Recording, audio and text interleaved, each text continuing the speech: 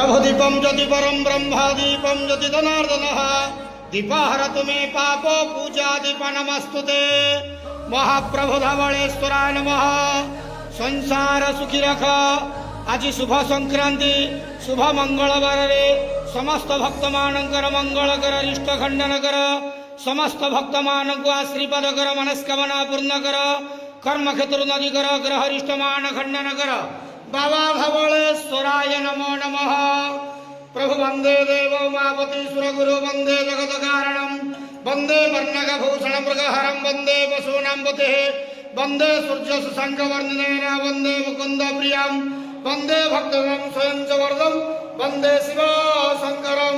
धवलेश्वर महाप्रभु आज शुभ संक्रांति रे समस्त भक्त मानक आशीर्वाद करंत आनंद केवार। हरि बोलो। ओम नमः शिवाय बाबा धवलेश्वराय नमो नमः।